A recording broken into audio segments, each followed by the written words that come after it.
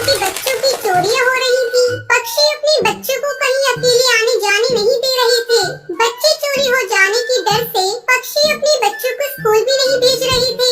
वही टुनटुनी चिड़िया और बंटी कबूतर अपनी बच्ची लूसी को भी इसी डर से स्कूल नहीं भेजते हैं। एक दिन लूसी अपने आंगन में खेल रही थी। लूसी बेटा, मैं काम करने जा रही हूँ, तो यही आंगन में ही खेलना, बाहर कहीं नहीं जाना। ठीक है माँ, मैं यही खेलूंगी। उस समय लूसी बॉल से खेल रही थी।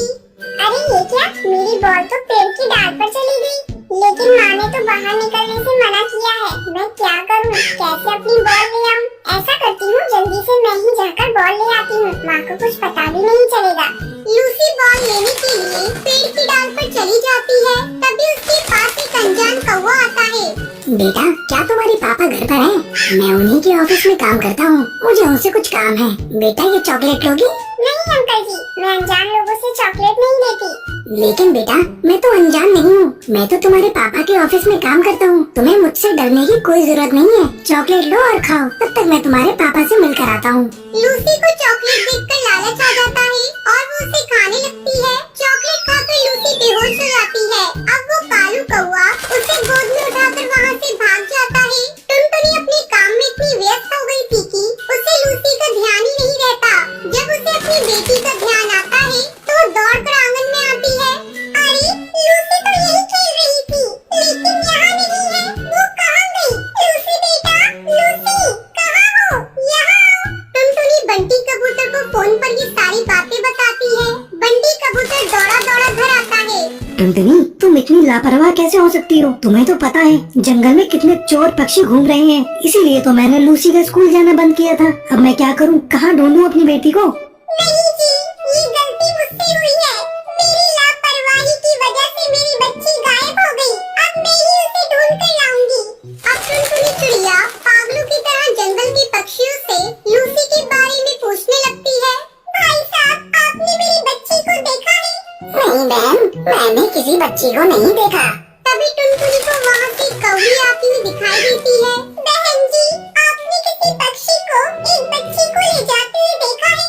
हाँ बहन, मैंने एक काले कौवे को इधर से जाते देखा और उसके साथ एक छोटी सी बच्ची भी थी। अभी वो ज्यादा दूर नहीं गया होगा। टुनटुनी जल्दी जल्दी उस काले कौवे को पकड़ने के लिए जंगल की तरफ जाती है। थोड़ी देर तक भटकने के बाद टुनटुनी चिड़िया को एक कौवा लूसी को ले जाता हुआ दिखता है। टुनटुनी चिड़िया उसके पास जाती है और उससे कहती है, अरे ओ काले कौवे, आप मेरी बेटी को लेकर कहाँ जा रही है? बेटी? किसकी बेटी? कौन बेटी? ये मेरी बेटी है, इसकी तबीयत खराब है और मैं इसे डॉक्टर के पास ले जा रहा हूँ। तुम मेरी बेटी की चोरी करना चाहती हो?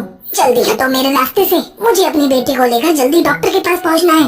तुम झूठ बोल रही हो। घर पर इसके बाबा का रो रो कर बुरा हाल हो रहा है। ये मेरी बेटी है, इसे मेरे हवाले कर दो।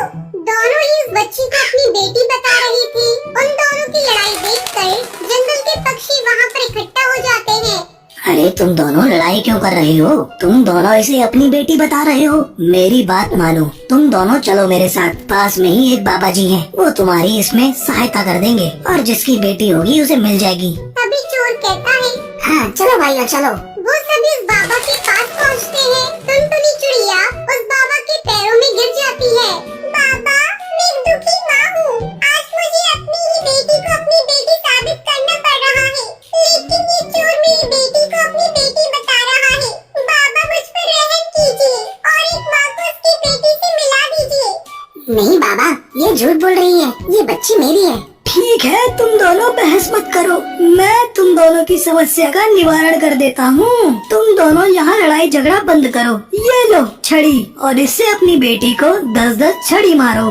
कालू कौवा बाबा के हाथ से छड़ी ले लेता है और लूसी को पीटने लगता है। मुझे चोट लग रही है, मत मारो, मुझे चोट लग रही है। लेकिन चोर लूसी को 10 छड़ी पीटने के बाद ही रुकता है। फिर वो छड़ी टुनटुनी चिड़िया लेती है, लेकिन वो लूसी को नहीं मारती।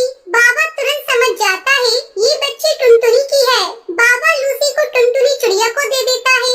उसके बाद जंगल के पक्षी कालू कौवे पे हमला कर देते हैं और उसे पुलिस के हवाले कर देते हैं। कालू कौवे के जेल में आने के बाद पुलिस उससे पूछती है, अरे ओ कौवे, तूने बहुत पक्षियों के बच्चों की चोरी कर ली है, बता और पक्षियों के बच्चे कहाँ हैं? पुलिस के डर से कालू कौवा सब सच बता देता है। मुझे माफ कर दीजिए, मैं ही और पक्षियों के बच्चों को दूसरे जंगल में रहने वाले कसाई चील को बेचाता था। कालू कौवे के सब सच बताने के बाद पुलिस सारे पक्षियों के बच्चों